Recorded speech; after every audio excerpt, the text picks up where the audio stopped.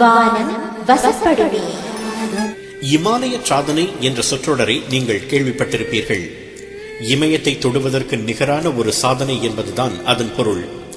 இந்த சொற்றொடர் 1953 ஆண்டிற்கு பிறகுதான் நடைமுறைக்கு வந்தது.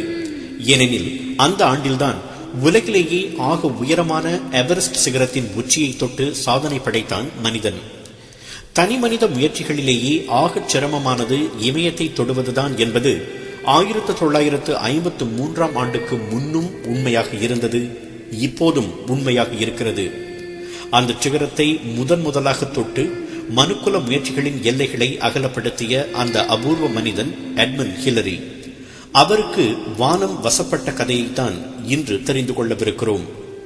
1953 ஆண்டு ஜூன் 2 உலகத்தின் கண்கள் லண்டன் பக்கம் திரும்பியிருந்தன.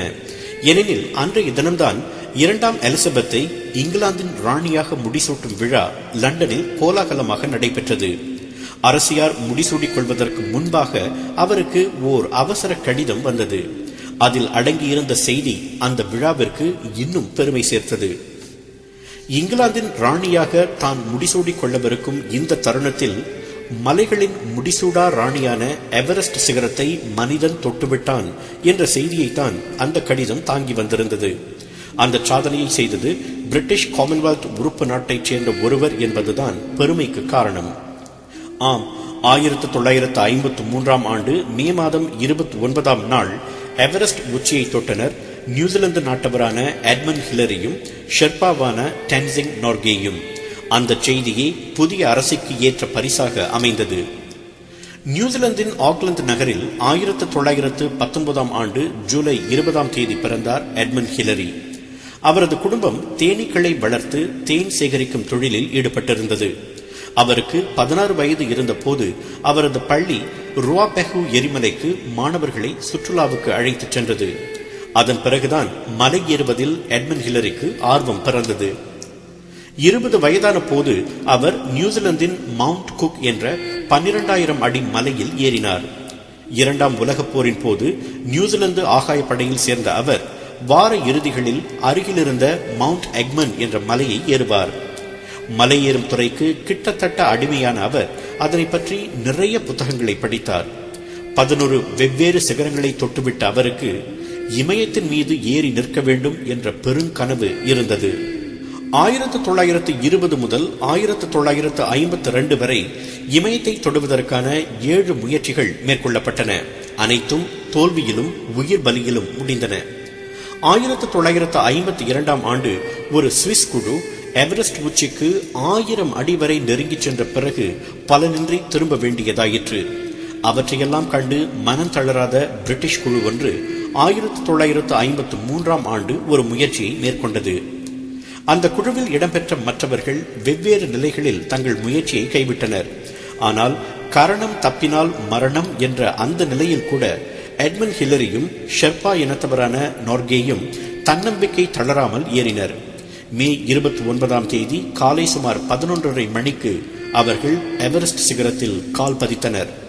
அந்த கணம் மனுக்குல முயற்சி ஒரு புதிய உச்சத்தை தொட்டது.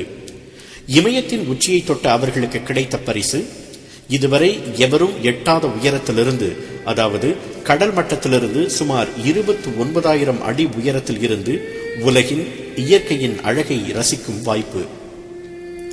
எவரெஸ்ட் உச்சத்தை தொட்ட போது என்ன நினைத்தீர்கள் என்று பின்னர் அவரை கேட்டபோது அவர் முதலில் நிம்மதி பெருமூச்சு விட்டதாக கூறினார். எத்தனையோ பேர் சாதிக்க துடித்ததை சாதிக்கும் அதிர்ஷ்டம் தனக்கு கிடைத்தது நினைத்து பிரமிப்பு ஏற்பட்டதாகவும் சொன்னார். அந்த மிகப்பெரிய சாதனைக்காக தான் முடிசூடிக் கொண்ட பிறகு எட்மண்ட் ஹில்லரிக்கு சர் பட்டம் வழங்கி கௌரவித்தார் எலிசபெத் ராணி. 2ஆம் உலகப் போரினால் ஏற்பட்ட சிரமங்களிலும் தட்டுப்பாடுகளிலும் உழன்று கொண்டிருந்த இங்கிலாந்து தேசம் ராணியின் முடிசூட்டு விழாவாலும் எட்மண்ட் ஹில்லரியின் இமயமலை சாதனையாலும் புத்துணர்ச்சி பெற்றது என்று வரலாற்று அறிஞர்கள் கூறுகின்றனர். எத்தனையோ மலையேற்ற வீரர்களை அதற்கு முன் காவு கொண்டிருந்தும் கம்பீரமான எவரெஸ்ட் மலையால் ஹில்லரியின் தன்னம்பிக்கையை அசைக்க முடியவில்லை. தன் உயிருக்கு பயந்து எட்மண்ட் அந்த முயற்சியை கைவிட்டிருந்தால் மலையை மனிதன் வென்றிருக்க முடியாது. இமயத்தின் உச்சியை தொடுவதெல்லாம் ஒன்றுக்கும் பயன் தராத செயல் என்று எண்ணுவோரும் இருக்கின்றனர். அதை தொட்டதால் என்ன கிடைத்துவிட்டது என்று அவர்கள் நினைக்கக்கூடும். உண்மைதான். இமயத்தை தொட்டுவிட்டதால் நம் வாழ்க்கை தரம் உயர்ந்து விட்டது என்றோ அல்லது நமது பிரச்சனைகள் தீர்ந்து விட்டது என்றோ சொல்ல முடியாது. ஆனால் ஒரு தனி மனிதனின் முயற்சி எத்தனை பேருக்கு தன்னம்பிக்கையை கொடுத்திருக்கும் என்பதையும் நாம் சிந்திக்க வேண்டும். அந்த தன்னம்பிக்கை எத்தனை பேரை அவரவர் துறையில் சாதனை படைக்க தூண்டியிருக்கும் என்பதையும் நினைத்து பார்க்க வேண்டும். அப்போதுதான் எட்மண்ட் ஹில்லரி நிகழ்த்திய சாதனையின் உண்மையான ஆழம் புரியும். நீங்கள் இமயத்தை தொட வேண்டிய அவசியமில்லை.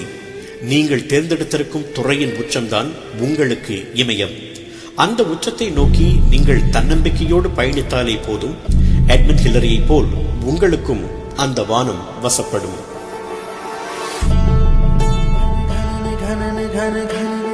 வானம் வசப்படுமே.